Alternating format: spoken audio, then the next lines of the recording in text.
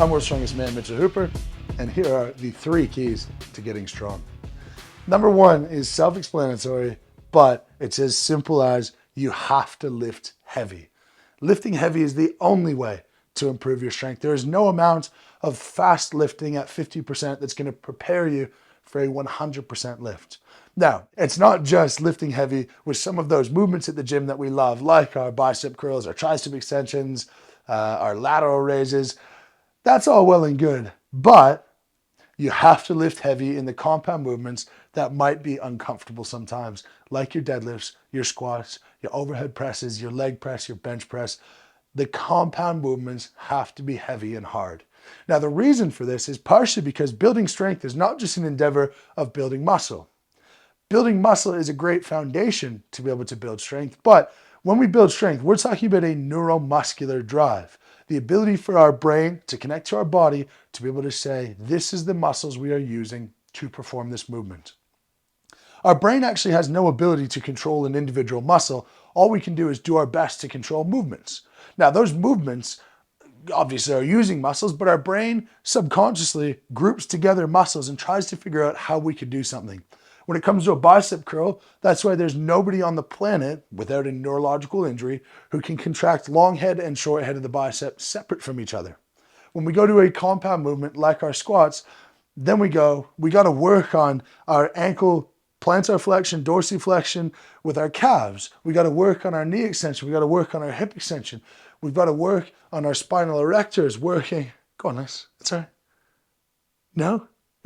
We've got to work on our spinal erectors, not folding us over. And coordinating all of these movements creates a very large challenge when our brain is saying it's as simple as squat down and stand up. It's something that we do all day, but when we stand out of a chair, it's often that you'll have 1 foot back or 1 foot forward. And this is where it's these asymmetries and muscles are asleep and we're not coordinating properly. That's where that comes about, because it's actually one of the most challenging things to be able to do.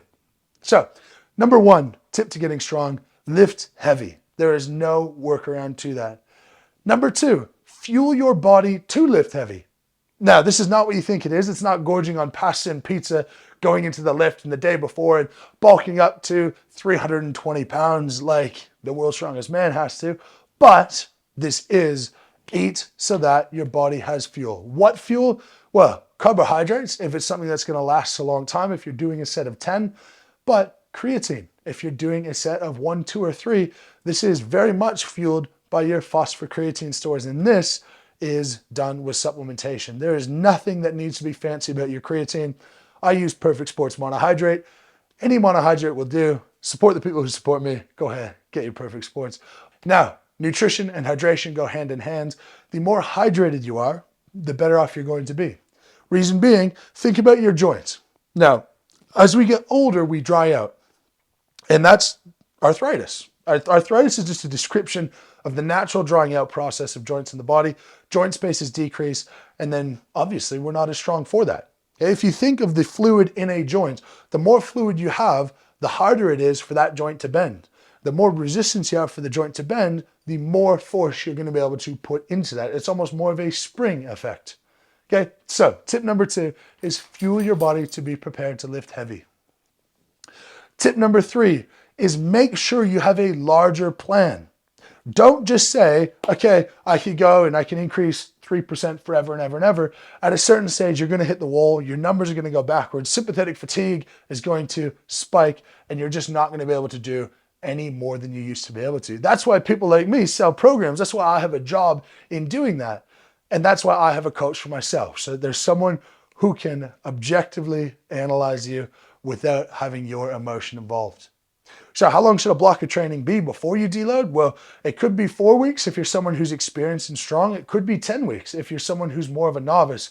But the important thing is that you have some type of plan and you know how many weeks you're going and when you deload, and eventually you'll fall into a routine and you'll say, I'm just someone at the moment who can push for 6 weeks before I need a week to back off. If you're female, lining this up with your menstrual cycle can be a really good idea. We might as well take that really challenging week of the month and make that easier training by design. Now, how do we make that training easier? Well, in any deload, it could be the decreased load, it could be decreased volume, it could be decreased intensity.